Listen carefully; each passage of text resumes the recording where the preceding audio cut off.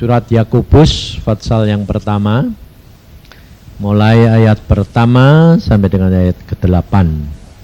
Salam dari Yakobus hamba Allah dan Tuhan Yesus Kristus kepada ke-12 suku di perantauan. Saudara-saudaraku, anggaplah sebagai suatu kebahagiaan apabila kamu jatuh ke dalam berbagai-bagai pencobaan.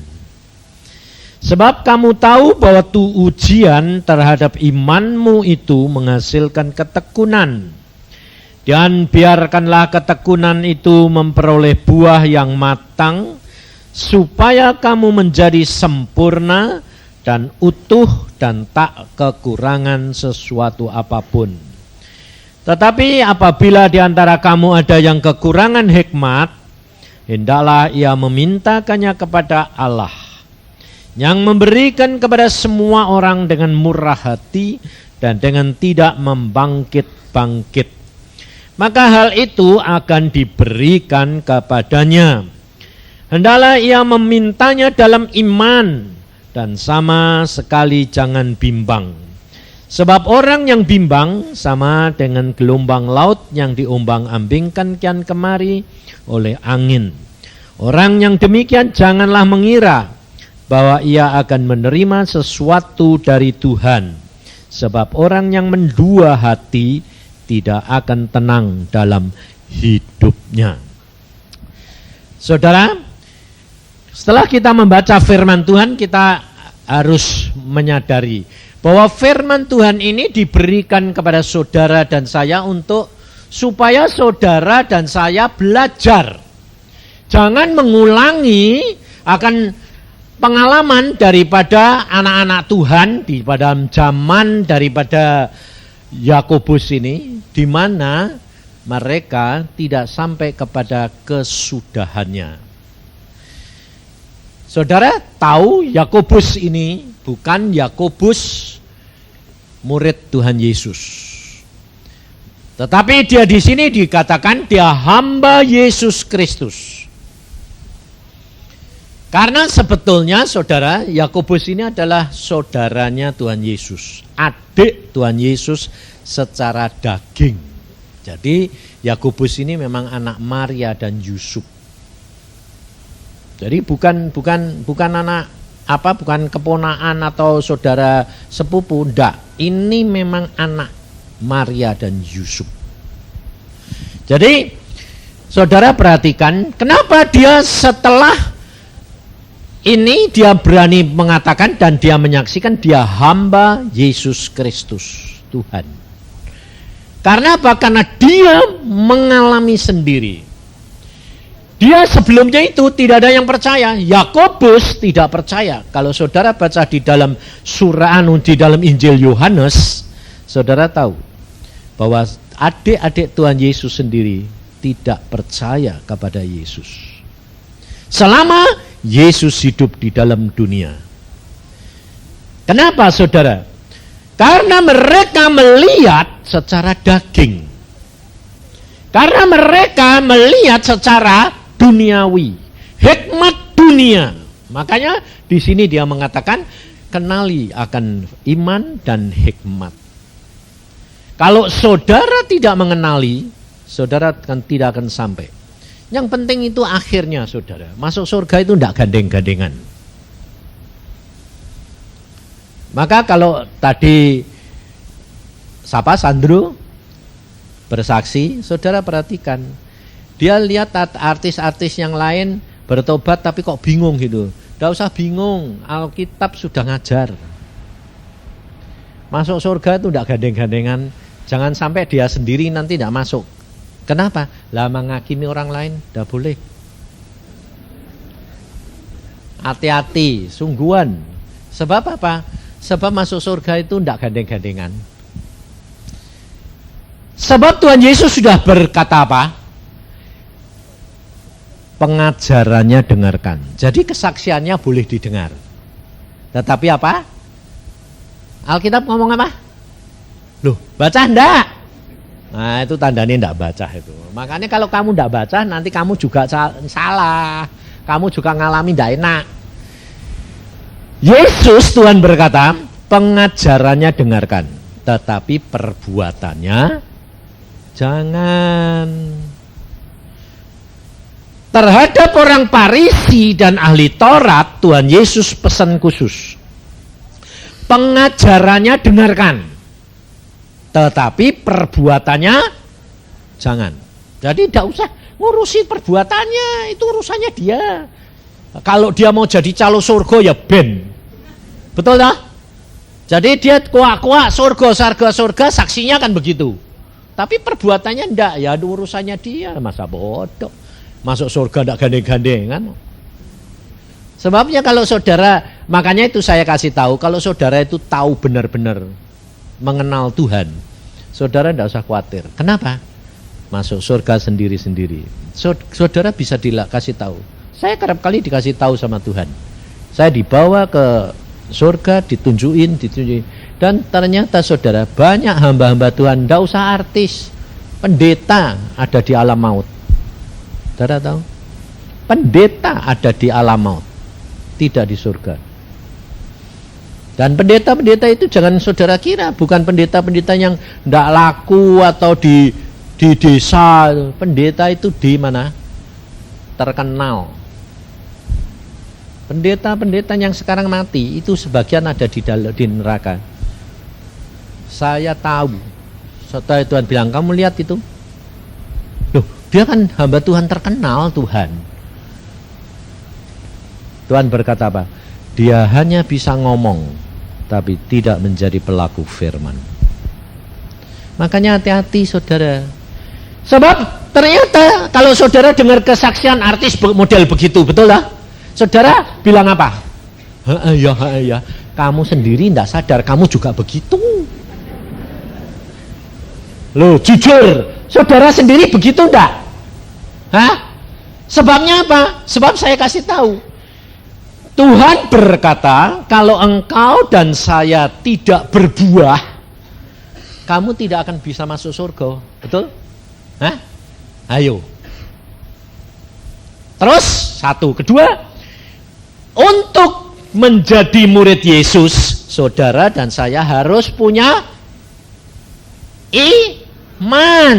Ya toh? Tadi hikmat sama iman toh? Nah, Yakobus berkata hikmat itu yang dimaksud hikmat dunia atau hikmat Allah. Ngerti toh? Hikmatnya Allah. Nah, hikmat Allah itu siapa? Yesus. Hikmat Allah itu Yesus. Nah, Yesus itu apa? Firman. Jadi kalau saudara tidak membaca firman-Nya dan mengenali dan melakukan dan mengalami akan firman-Nya, dan saudara tidak imani, saudara tidak akan bisa masuk surga. Tapi kalau saudara, saya tanya, saudara percaya Yesus enggak? Percaya toh? Kalau enggak ada di tempat ini toh? Saudara beriman? Hah? Iman? Amin? Saya enggak yakin. Nah, coba saya buktiin. Karena apa? Karena Tuhan sendiri yang ngomong, saudara. Dia ngomong begini. Banyak anak-anakku itu mengatakan beriman, tapi mereka sebetulnya tidak beriman. Karena apa? Karena mereka kalau membaca Alkitab, nah ini contohnya saja. Saudara kalau baca Alkitab, saudara semua baca Alkitab toh? Baca toh? Ngerti dulu baru dilakuin atau ngerti enggak ngerti dilakuin?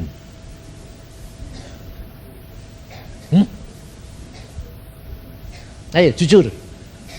Hah? Ngerti dulu dilakuin atau ngerti enggak ngerti dilakuin? Ngerti dulu toh? Ngerti dulu toh? Iya toh? Nah, kalau ngerti dulu itu iman atau hikmat dunia? Ayo. Jadi sementara ini saudara ini jalan dengan iman atau dengan hikmat dunia? Iya, katanya iman. Katanya tadi beriman, iman. Tapi nyatanya Kalau ada firman, lalu kamu dapat firman, kamu baca, lalu firman ini diurapi menjadi rema, muncul, saudara percaya? Saudara mau lakuin? Maunya sih mau, tapi tidak mampu. Kenapa? Tak logis. Sebab apa yang difirmankan oleh Tuhan, saudara tahu. Mengapa dikatakan firman Tuhan ini, Yesus, hikmat Allah ini harus kamu imani. Mengapa? Karena apa? Karena kalau saudara itu tidak mengerti dan tidak mengimani, saudara tidak akan mampu. Contohnya ini buktinya. Petrus itu murid yang dipilih Tuhan luar biasa. Dan Yesus berkata, di atas batu karang ini aku akan mendirikan gerejaku. Betul tak? Petrus itu imannya hebat dah. Hah? Kapan imannya bisa hebat? Coba perhatiin. Pada waktu dia hidup dengan Yesus 3,5 tahun. Yesus itu firman, dia hidup dengan Yesus setiap hari. Dia lihat kemuliaan demi kemuliaan yang dilakukan oleh Yesus, mujizat. Dan pada waktu Tuhan Yesus berkata, anak manusia sebentar lagi disalibkan. Petrus berkata apa? Jangan Tuhan, betul? Lalu Tuhan Yesus berkata, sebentar lagi aku harus mati. Dan kamu semua akan meninggalkan aku. Apa kata Petrus? Semua meninggalkan engkau, aku dak. Betul? Persis kayak kamu toh? Sekarang juga ngomong gitu enggak? Iya. Tapi pada waktu Tuhan Yesus dianiaya, pada waktu Tuhan Yesus menghadapi kematian, ada gadis perempuan bilang, kamu murid toh? Petrus bilang apa? Enggak. Nyangkal enggak? Hah? Nah, lalu di mana imannya? Hah? Gugur enggak? Gugur. Ngerti? Kenapa kok gugur? Saudara tahu. Mengapa iman Petrus yang dikatakan di atas batu karang yang kokoh itu, aku akan mendirikan gerejaku, tapi menghadapi aniaya, menghadapi tantangan sedikit saja, melihat tantangan, gugur, saudara. Kenapa? Karena firman tanpa Roh Kudus mati.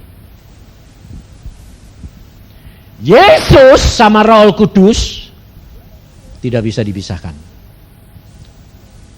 Saudara tahu. Roh Kudus tanpa firman tidak ada artinya. Karena apa yang mau digenepi? Tapi firman tanpa Roh Kudus ada urapan dan kuasa. Tidak ada artinya. Saudara tahu? Jadi kalau saudara dan saya cuma jadi orang Kristen, jadi orang Kristen, dibaptis ya dibaptis, terima ya terima, percaya ya percaya, tapi itu tidak menjadi pelaku firman dan tidak ada Roh Kudus, tidak ada artinya. Ngerti? Engkau akan hidup hanya kalau keberkatan mengucap syukur. Tapi kalau nanti ada aniaya, bingung. Betul? Nah, sampai sekarang saudara itu sebetulnya masih bingung enggak? Kalau ada tantangan, ada kesulitan, ada pencobaan, bingung atau sukacita? Hah? Padahal Alkitab, Yakobus bilang, kalau engkau masuk dalam berbagai-bagai pencobaan, apa yang kamu harus ucapkan tadi? Ngucap syukur, berbahagia loh. Tapi kenyataan saudara takut Pak bahagia. Kesaksiannya si Santo tadi bilang apa? Andrew bilang apa? Sakit. Loh, dia dikabarkan mati. Pencobaan toh? Pencobaan toh? Senang apa malah sakit? Hah? Sakit apa senang? Nah, kalau sakit itu cocok enggak sama firman?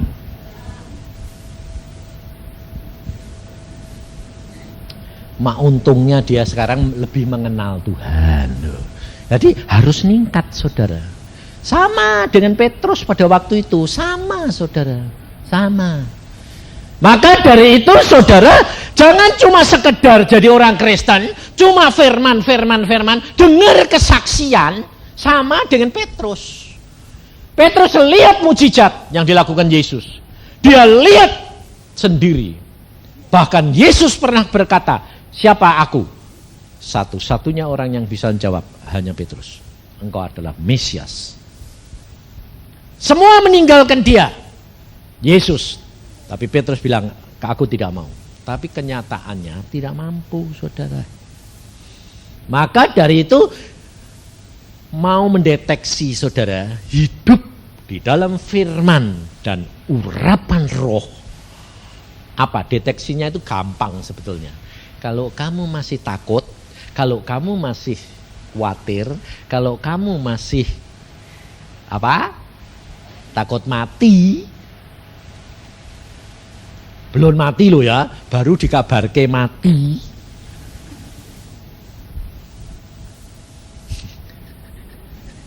Sudah bingung, itu tandanya apa? Persis kayak Petrus. Belum ngalami sendiri. Tetapi perhatikan, setelah Petrus dapat Roh Kudus, ngerti tidak? Penuh loh, bukan tidak penuh. Petrus takut atau berani mati? Wah, ditangkap dalam penjara pun masih bisa ketawa-ketawa enggak? Bisa sukacita enggak? Nah, itu benar. Sebab hidup untuk Yesus, mati adalah untung. Siapa di antara saudara enggak mau untung? Jadi kalau mati untung enggak? Nah, tapi kenyataannya takut enggak? Nah, itu hidup dalam iman atau hikmat dunia? Nah, iya, dia ngomongnya iman. Maka dari itu saudara itu harus benar-benar sadar. Kalau tidak, rugi kamu. Kenapa saya berani mengatakan itu? Karena saya diajar Tuhan. Kalau saya diajar dan saya itu khotbah, saudara, saya ngalami. Jadi saya tidak akan mau khotbah kalau saya tidak ngalami. Kenapa? Karena saya selalu ngomong sama Tuhan, Tuhan, aku mau jadi saksi, aku tidak mau menjadi pemberita. Saksi itu mesti ngalami. Kalau pemberita, tidak usah ngalami, ya toh? Wartawan biasa, berita. Jadi kalau ada hamba Tuhan memberitakan, boleh. Jadi jangan disalahin, jangan lalu kalau saya jadi saksi, saya dengar orang lain memberitakan itu, terus saya bilang, berpemberita. Gak boleh, saudara. Dia, kamu. Masuk surga ndak gandeng-gandengan. Dan kalau dia pemberita, itu alkitabiah. Loh. Pengajarannya dengarkan, perbuatan ini jangan. Nah, dia belum bisa ngelakuin. Gak apa-apa. Yang penting nanti akhirnya, betul gak? Akhirnya itu di mana? Akhirnya di mana? Ya di surga. Masa akhirnya di sini? Tapi saudara kerap kali lihat apa? Lu kok gitu, betul gak? Ayo jujur. Iya, jangan lihat. Pokoknya nanti kamu pulang masuk surga, kamu ketemu ndak? Nah, itu akhirnya. Kalau ndak ketemu, ya dia tidak ada di surga. Adanya di neraka. Lah itu urusannya dia, bukan urusan saudara. Ndak usah lalu gini, kasihan ya, ndak bisa.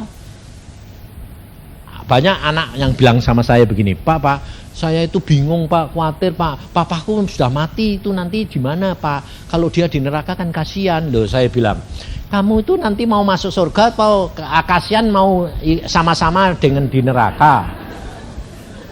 Loh, saya mau ke surga Pak, tapi kasihan loh. Nah, lalu kalau kamu nanti di surga, ayah atau ibumu sudah di neraka, kamu susah enggak? Ayo. Lah dia bilang, lah ya itu yang saya takut Pak, saya susah. Loh, lah kalau susah berarti di surga ada susah. Oh, enggak ada susah di sana. Saya datang ke sana itu Tidak susah saudara. Tidak ingat saudara. Waktu saya datang sana itu malah di surga tidak mau balik. Padahal masih ada istri saya, anak-anak saya. Saya bilang, Tuhan aku mau tidak mau balik. Balik, Tuhan bilang. Aku bilang, enak di sini. Ya memang enak. Di surga itu memang enak. Terangnya lebih terang dari matahari. Damainya luar biasa. Sejuknya lebih dari AC. Luar biasa. Tapi Tuhan bilang, ini kan nanti kalau kamu sudah selesai pulang. Ini yang kamu nikmati. Tapi sekarang balik, tugasmu belum selesai. Enak di sini Tuhan, balik. Tuhan, loh. Jadi kalau saudara itu tidak ngalami sendiri, saudara tidak akan percaya. Jadi mikirnya gini, bayangin nanti kalau aku di surga, bapakku di neraka bagaimana? Tidak usah ngurusin. Soalnya apa? Nanti hidup di surga itu, saudara sudah tidak ingat. Bapakku mana? Tidak ada. Makanya saya bilang, alami sendiri. Baca Alkitab, lakukan, alami dewek. Kalau engkau tidak ngalami, engkau tidak akan percaya. Itu persis pengalamannya Yakobus. Dan Yakobus berkata, kalau engkau jatuh dalam berbagai-bagai pencobaan, berbahagia. Mengapa? Karena Tuhan mau supaya saudara dan saya, kalau menghadapi pencobaan, itu supaya saudara bertobat, sadar bahwa situasimu sekarang itu kamu sedang mengenal firman, sudah ada Roh Kudus atau belum? Loh. Sebab ada 3 tingkatan. Pertama mengenal firman. Petrus pada waktu belum terima Roh Kudus. Yang kedua, sudah terima Roh Kudus tapi belum penuh. Sekarang saya tanya, Petrus pada waktu Tuhan Yesus di dalam dunia sudah punya Roh Kudus belum? Hah? Belum. Pada waktu Tuhan Yesus mati, bangkit dari antara orang mati, belum naik ke surga, dan Roh Kudus belum turun, Petrus sudah punya Roh Kudus belum? Hah? Nah, iya, makanya baca makanya itu tandanya itu kamu tidak baca firman itu. Makanya tidak ngerti. Ya, tapi nanti tak suruh buka kamu. Kamu perhatiin. Yang kedua adalah Petrus pertama belum punya Roh Kudus. Yang kedua, Petrus sudah punya Roh Kudus tapi belum penuh. Di mana tertulis? Baca di Yohanes 20.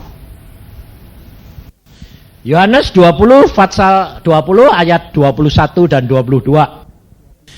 Ketika mereka melihat Tuhan, maka kata Yesus sekali lagi, damai sejahtera bagi kamu sama seperti Bapa mengutus aku, demikian juga sekarang aku mengutus kamu. Dan sesudah berkata demikian, ia menghembusi mereka dan berkata, terimalah Roh Kudus. Sudah terima belum? Iya, kok benar belum? Nah, yang kedua, Petrus sudah terima Roh Kudus tapi belum penuh. Nah, itu sama dengan zaman sekarang apa? Saudara dan saya terima Yesus, terima firman, percaya akan firman Yesus, kemudian saudara dibaptis. Baik baptis celup maupun baptis percik, saudara dibaptis, saudara pada waktu itu terima Roh Kudus. Percaya firman, terima Roh Kudus, tapi belum penuh. Nah, kapan penuhnya? Nah, kepenuhan itu pada waktu hari Pentakosta. Roh Kudus turun, lalu murid-murid penuh. Nah, dengan salah satu tanda berbahasa lidah. Nah, saudara kerap kali sudah berbahasa lidah, berarti saudara sudah pernah kepenuhan, betul? Sudah pernah? Tapi apakah penuh terus? Ayo. Tidak, sebabnya kenapa kok tidak? Hah? Karena ternyata masih takut. Masih ada khawatir, masih ada takut. Kayak Petrus. Petrus setelah dia terima Roh Kudus, masih takut enggak? Hah? Perhatiin kata-kata saya. Petrus pada waktu sudah terima Roh Kudus berarti belum penuh, Roh Kudus belum hari Pantekosta, masih takut enggak? Masih.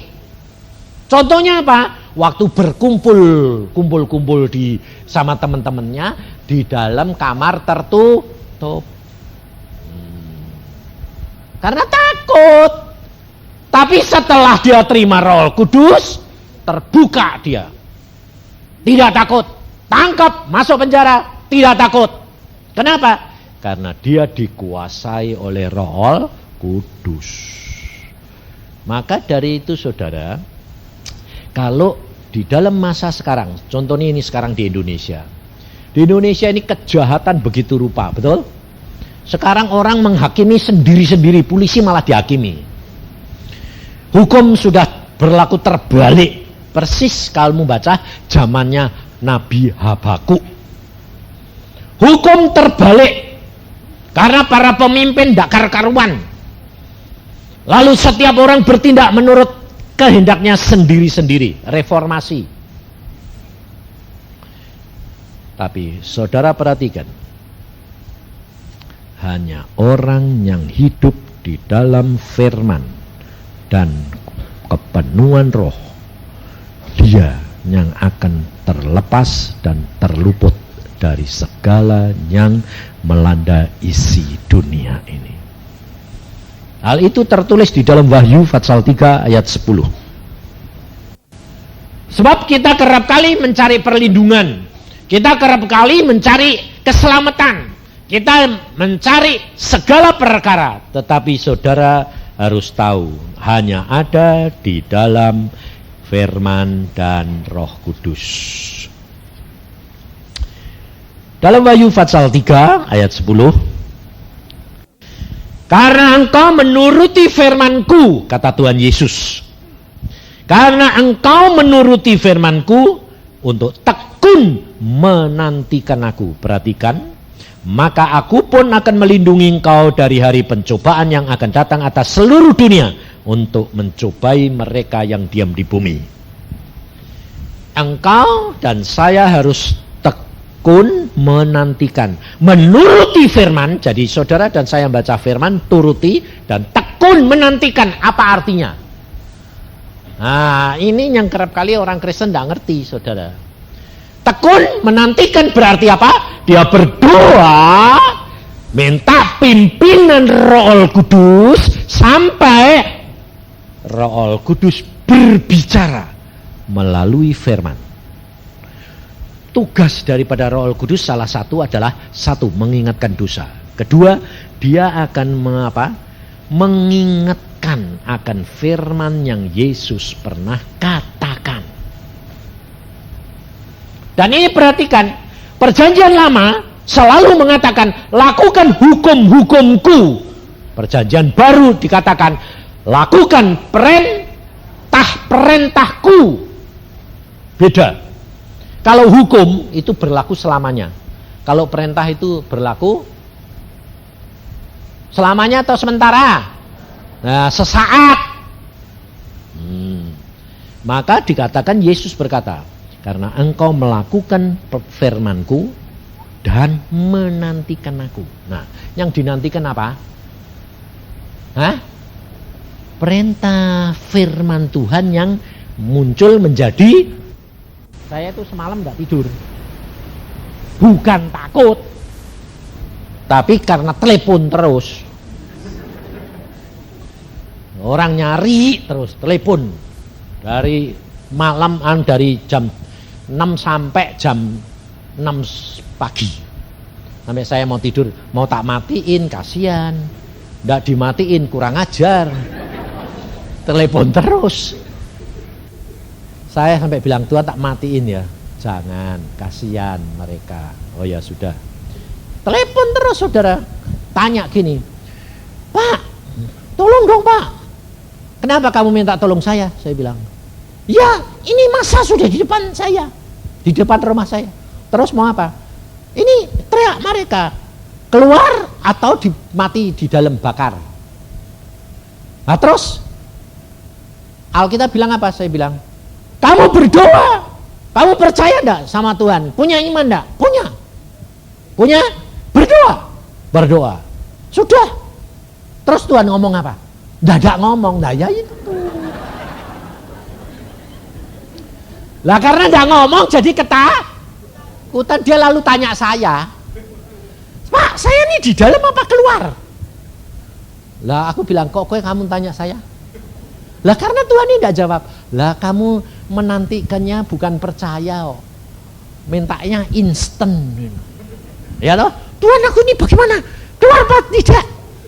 Terus tidak ada jawaban, terus dihantui sama takut. Nah ya bingung, ya tidak bakal dijawab. Wong Alkitab berkata, kalau kamu takut, berarti kamu ragu, kamu seperti ombak lautan, tidak bakal dapat apa-apa. Ya pantesan kamu tidak dapat apa-apa.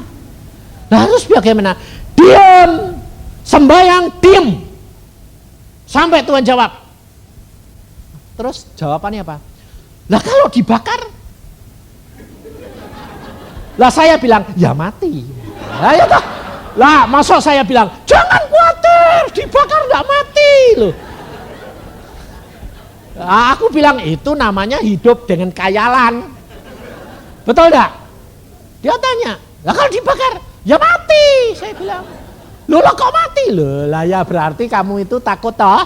Lah takut enggak bakal apa-apa. Saya bilang, karena kamu tidak hidup di dalam roh, di dalam urapan pimpinan Roh Kudus.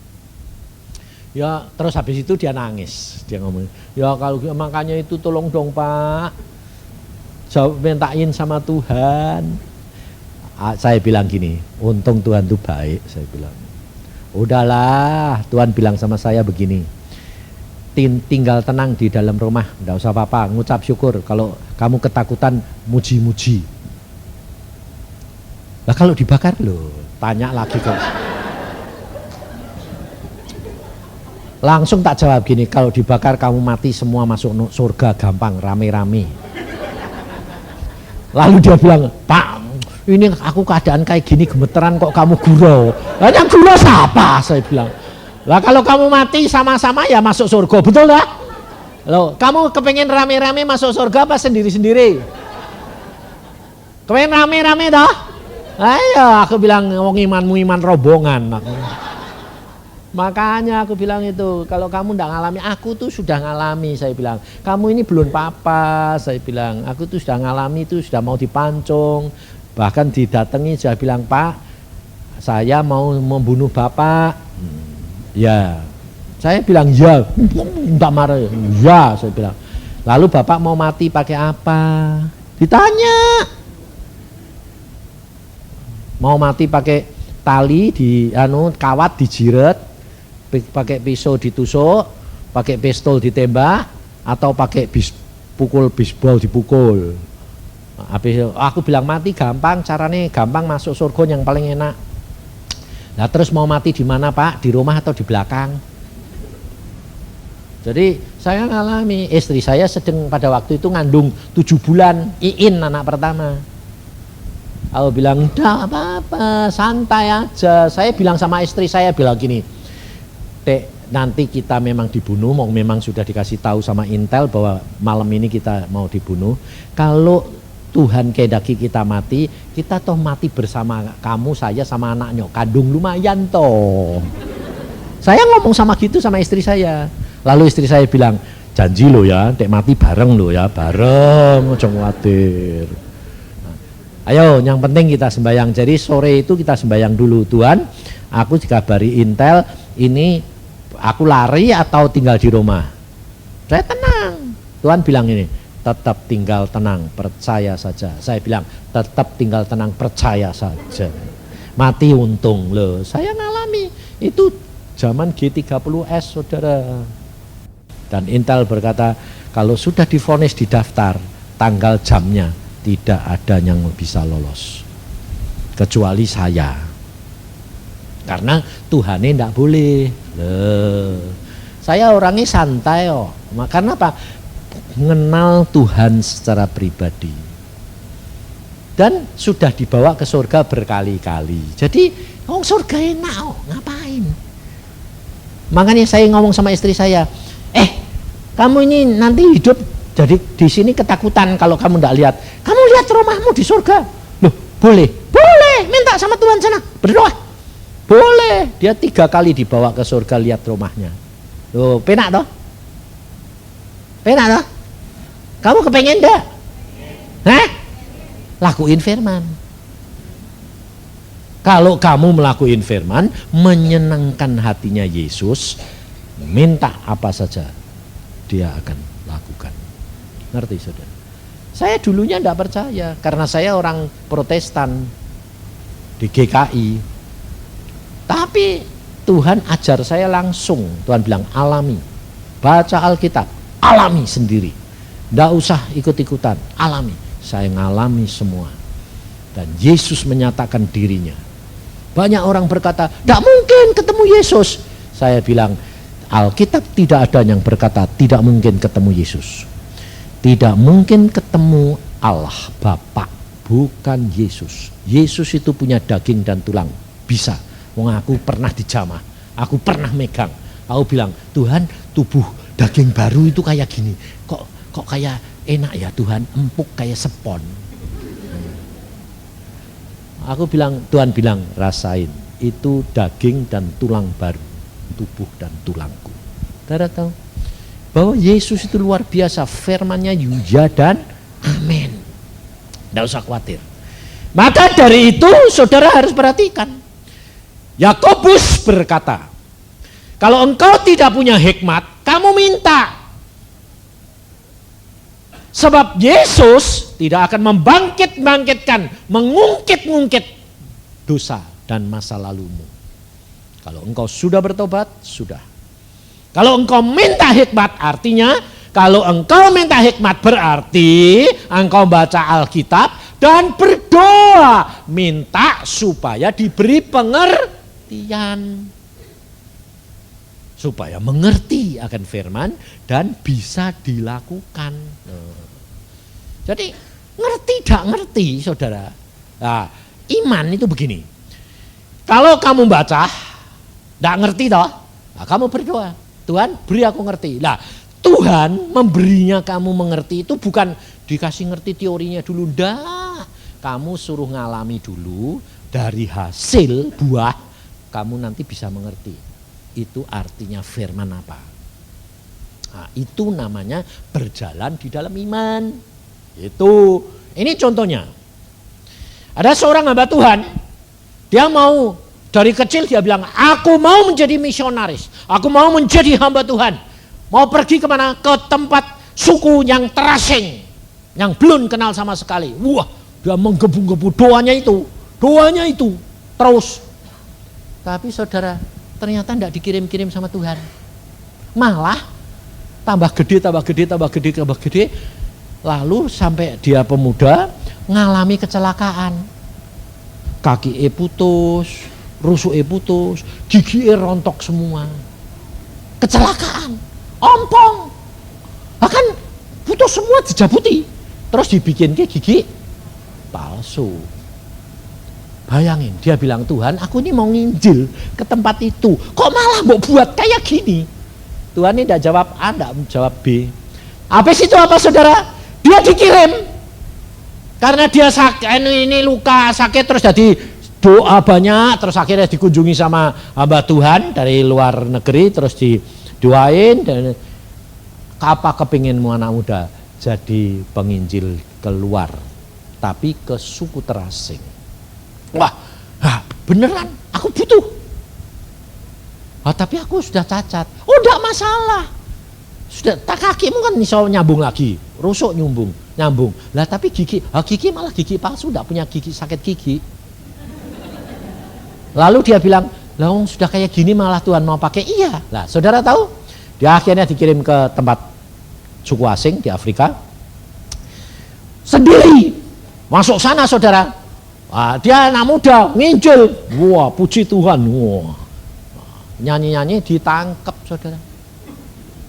Karena orang Afrika di pedalaman itu belum pernah lihat orang bule. Rambutnya pirang, bule, pikirnya wah ini daging enak. Ditangkap, saudara. Terus diikat, jadi kayak babi. Digotong. Malam sampai di desa dimasukin kerangkeng, dimasukin kurungan, digodokin air. Godoknya itu kan pakai kayu. Jadi kan lama. Kalau zaman sekarang pakai listrik cepat. Pakai kayu semalam suntuh itu baru mendidih karena wanunya itu kualinya kan gede wong satu orang. Manggangnya itu kan dimasukin dicemplungin satu orang. Gede. Nah, sembari itu karena ini dipanasin, mereka dikasih makan ubi-ubian supaya dagingnya nanti enak. Nah, tapi karena ini hamba Tuhan ini dikerangkengi terus dilepas di kerangkeng itu terus karena lapar, saudara, umbi makan sama dia, dimakan. Nah, dijaga sama tentara sama orang-orang suku itu. Pada waktu dia makan, saudara tahu toh, umbi itu kan lembek. Waktu dimakan kan giginya kan klatuk, gak bisa jalan. Iya toh? Akhirnya dibuka sama dia. Dibersihin, diambil ditelan. Nah, lalu si penjaga ini lihat, waduh, ini sih bukan orang ini. Wong gigi kok bisa dilepas, dibersihin, masukin lagi. Ini dewa ini. Lalu dia lapor sama rajanya. Raja, itu bukan binatang, itu dewa itu. Kenapa? Bisa giginya bisa dilepas, bisa di luar, bisa makan. Mereka kan belum pernah kenal gigi palsu. Jadi giginya mau ditarik-tarik gak bisa, saudara. Tapi lalu rajanya datang, lihat dikasih makan lagi, ya nempel lagi, dicopot, terus dikasih kode, coba copot, dibersihin, ditok, ditelan lagi. Rajanya bingung, saudara tahu, karena kurungannya suruh buka, apa terjadi? Kamu harus jadi raja kita. Hanya gara-gara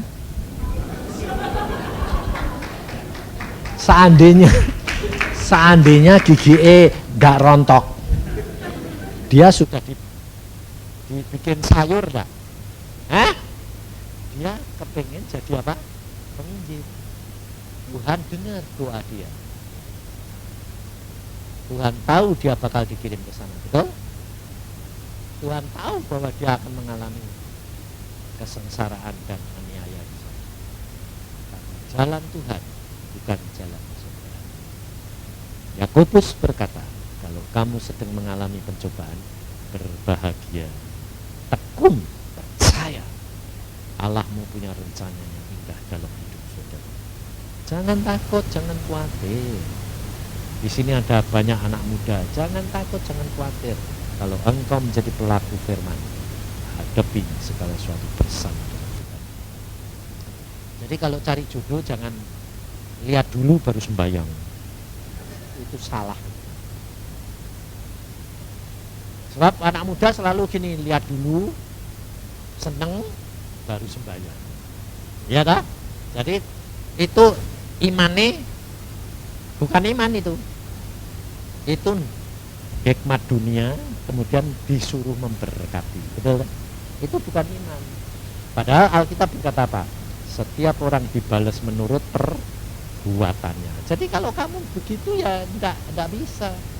Padahal engkau tidak tahu yang kamu senengin itu kayak apa, enggak tahu. Ternyata nanti setelah kawin enggak bisa punya anak. Nah, salah siapa? Lalu kamu bilang, "Loh Tuhan kok enggak bisa punya anak? Kok enggak cocok?" Lah, Tuhan bilang, "Siapa milih?" Kan aku sudah berdoa. Memang kamu berdoa, tapi kan milih dulu. Itu bukan iman. Ngerti? Tapi kalau kamu iman, itu Tuhan jodohku mana? Nah, kalau Tuhan bilang itu, wah kok jelek Tuhan. Ya weh, Nah, kalau iman itu ya ngerti gak ngerti lakuin aja. Ternyata susah tak? Susah. Saudara tahu? Susah. Saya dulu ya gitu. Waktu 2 tahun, waduh kok sudah jam hilang. Ya sudahlah. Loh kok terus-terus kamu nanti pulang gak pulang? Ini gedungnya bayar loh gue gini. Pada waktu saya ditunjukin Tuhan, itu jodohmu, saya bilang apa? Aduh Tuhan, aku gak kepengen itu. Aku kepengen yang gitar.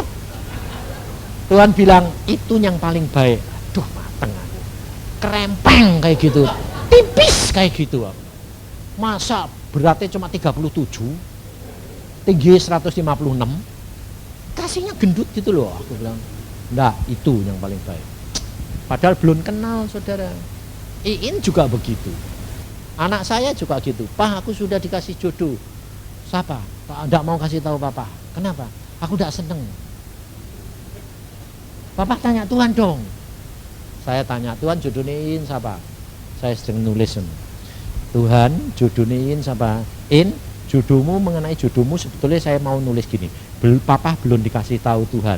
Tapi saya sedang nulis gini. In, mengenai jodohmu Tuhan. Mau saya tulis belum kasih tahu. Baru ngomong deh. Saya nulis Tuhan beritahu.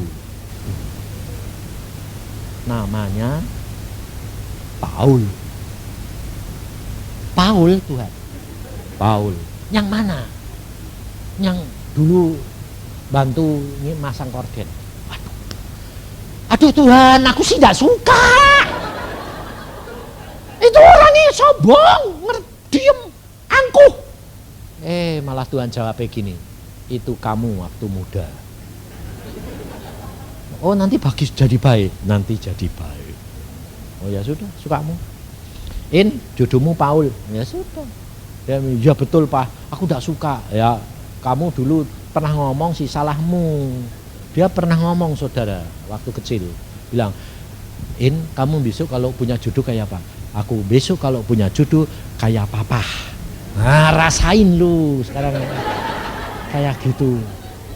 Aku bilang, lah kamu kan lihat papa sudah jadi. Lah ya aku tak pikir ya kayak papa yang sudah jadi. Lah kok dikasih yang belum jadi. Jadi saudara tahu, hidup dengan iman itu begitu. Maka dari itu, dan ternyata saudara, saya cuma nurut. Oke Tuhan, kalau istri itu engkau berikan ya baik. Saya terima. Indah. Umur saya 65, istri saya 64. Tapi sekarang hidup kita kayak pacaran terus. Karena apa? Karena kesenangannya itu semua terpenuhi. Kurus, aku sudah punya.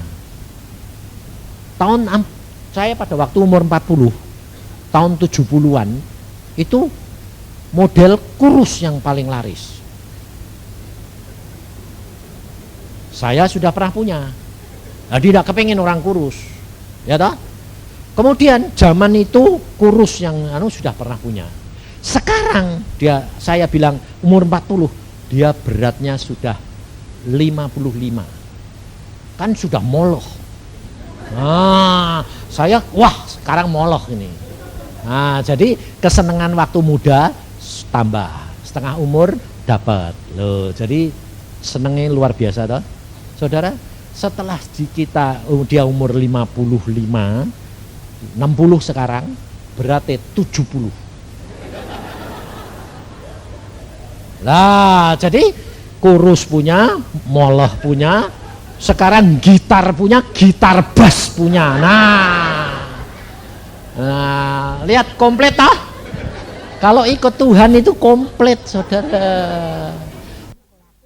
Tapi saudara harus menjadi pelaku firman dan penuh terus menerus.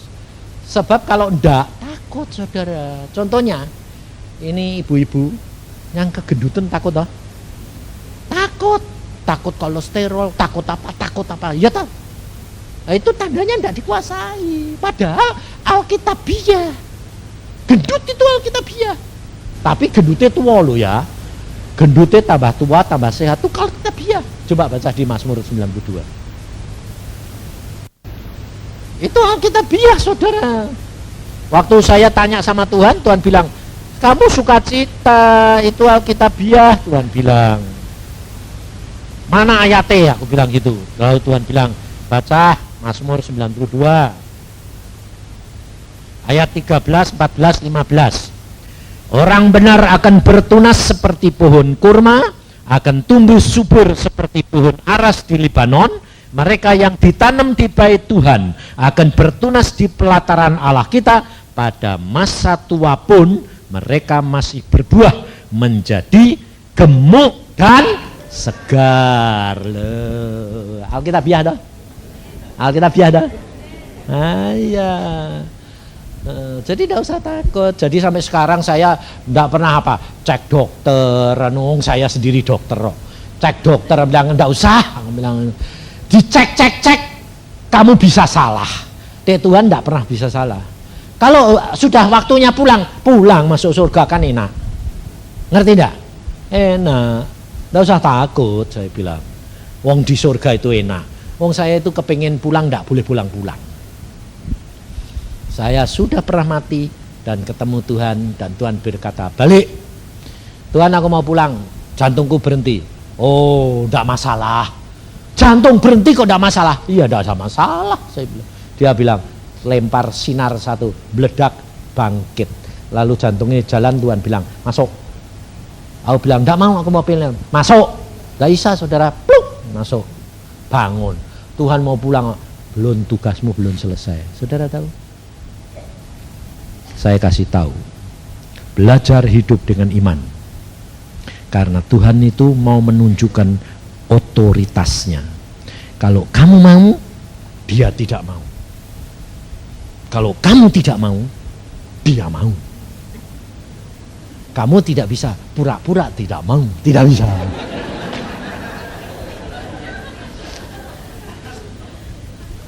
Ngerti? Karena dia raja. Jadi kamu harus nurut.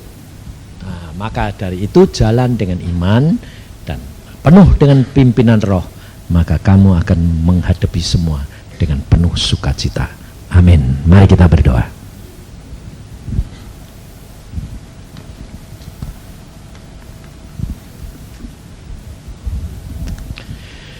Tuhan, firman-Mu sudah hamba sampaikan. Anak-anak-Mu di tempat ini sudah mendengar. Tanamkan firman-Mu ini dalam hati dan pikiran mereka. Ingatkan selalu, kalau mereka dalam pencobaan, kalau mereka dalam ketakutan, kalau mereka dalam kekhawatiran, pikiran mereka jalan terus, kepintaran mereka, hikmat dunia, pengetahuan, Engkau ingatkan Tuhan, bahwa mereka harus penuh di dalam pimpinan Roh Al-Kudus. Supaya ketakutan hilang, kekhawatiran hilang. Dan Yesus sudah berkata, damai sejahtera aku berikan kepadamu. Maka dari itu saudara, kalau saat-saat seperti ini engkau sedang menghadapi pencobaan dan kamu ketakutan dan kekhawatiran dan kebingungan, katakan, sekarang kamu katakan, Tuhan, ini keadaanku seperti ini. Akui kelemahanmu di hadapan Tuhan. Dan kamu katakan, hai jiwaku, jangan kamu takut, percayalah kepada Tuhan Yesus. Percayalah kepada firman-Nya. Lalu mintalah pimpinan daripada Roh Al-Kudus. Nantikan, dia pasti buka jalan. Dia pasti akan berbicara kepadamu. Dan itu jalan. Dan engkau akan keluar dari pencobaan, dari penderitaan, dan kamu akan mengalami kemenangan. Terima kasih Tuhan. Ingatkan anak-anak-Mu supaya pulang dari sini mereka mendapatkan kekuatan baru. Hamba minta dalam nama Tuhan Yesus, karuniakan kuasa, kekuatan, kemampuan untuk percaya kepadamu. Dalam nama Tuhan Yesus kami mengucap syukur. Haleluya. Amin.